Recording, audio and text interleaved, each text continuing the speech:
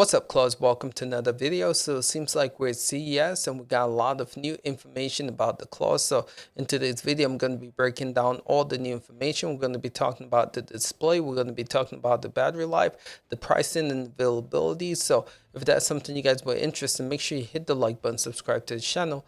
Let's get right into this. So first, let's talk about the design. As you can see here, this looks similar to the ROG Ally, but in black. So looking at the top here, it has a right bumper volume button, audio jack, Thunderbolt 4, USB-C, micro SD card reader. It has a power button with a fingerprint scanner, just like the ROG Ally. It has a left bumper, and then you have a left trigger, a macro 2 button, and you have a macro 1 button to the right. And looking at the front, you have your analog stick here, your view button here, an MSI center M button, which we'll get into here in a little bit. We have a menu button here, a quick setting button, ABXY buttons, and the right analog stick. So as you can see here, this is pretty plain. Most people who've played around with this said that it felt really good in hand to hold, and it's a little heavier than the ROG Ally, but feels very comfortable because in the back it does have like a Steam Deck grip to it, something that the ROG Ally didn't have. So let's take a look at how this compares to the others. As you can see here, compared to the Lenovo Legion Go and the ROG Ally and the Steam Deck, as you see here, the main difference is the APU and the GPU structure. You'll see that others are using AMD for the APU and GPUs, while the MSI Claw is using Intel. But again, when it comes to the way this one looks, you can see that it's pretty similar to the ROG Ally, but something that stands out here that no one else is doing is the Wi-Fi 7. This is the only device to have Wi-Fi 7, which is a plus. And then battery life as well. This has the biggest battery life when you compare it to the Legion Go of 49.2, and also the Steam Deck OLED, which is not here, at 50 watts. So again, shout outs to them. But when it comes to weight, as you can see here, this is a little device, but it's pretty hefty. It actually weighs more than the Steam Deck LCD. So something that's interesting here is that there was a rumor that this was going to have 32 gig memory capacity.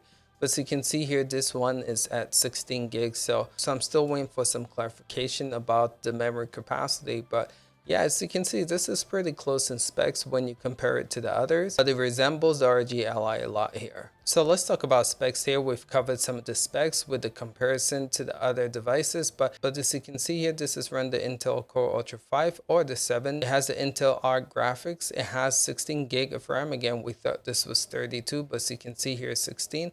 It has up to 1 terabyte. The display 7-inch LCD 16 by 9, 1080p, 120 Hz. Again, similar to the ROG Ally. Networking has Wi-Fi 7, Bluetooth 5.4.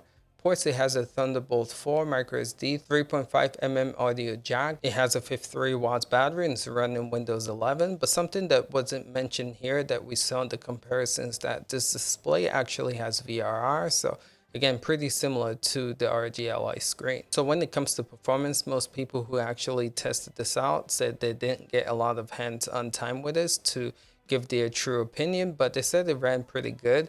I can't wait to get this device to give you guys our hands-on impression and really put these games to the test and get you guys the proper performance for them. But again, just want to highlight some of the games that they were running on here so you guys can see. But yeah, that's all we have for performance so far. So when it comes to TDP, Dave 2D covered some of this, and he was saying that this starts from 15 watts to 45 watts. And he said the advantage that this has over its competition is the fact that it can go higher than 30 watts, and that's the limitation with stuff like the Legion Go and the ROG Ally. But again, 45 watts, you do get more performance. But with that, he said the downfall is that the lowest TDP that you can get with this is only 15 watts. And as you guys know, some devices go way lower than 15 watts. So it's going to be quite interesting to see how this one affects the battery as well. So when it comes to software, this is going to have MSI custom software over it. This is going to be called MSI Center M. And with this, you can do stuff like change the TDP and have an overlay over Windows. As you guys know, Windows is not the best operating system for these handheld PCs. So can't wait to test out this MSI Center M and just see what this is all about. I have a feeling this is going to be similar to the Asus ROG Ally Emery Crate, but again, we can't wait to get our hands on this one to test it out. So when it comes to pricing and availability, this is kind of confusing because if you look at some places, it looks like this is going to have two models, the Ultra 5 and the Ultra 7, but I saw this another model with the Ultra 7 with a 1TB SSD. So pricing for the Ultra 5 is going to be $699. Pricing for the Intel Ultra 7 is going to be $750, and pricing for the Intel Ultra 7 with 1TB SSD is going to be $800. So that is the pricing for this device from what I've gathered so far. When it comes to availability, this is supposed to come out Q1 of this year. People are speculating that it's going to release around February time or March. But when we find more information on that, we'll let you guys know. But yeah, these are all the informations that we were able to gather for this device. Let us know, are you guys excited about this? Are you guys going to pick this up over the other devices available? Curious to know in the comments below. Appreciate you guys. We'll catch you guys in the next one. Till next time. Peace out.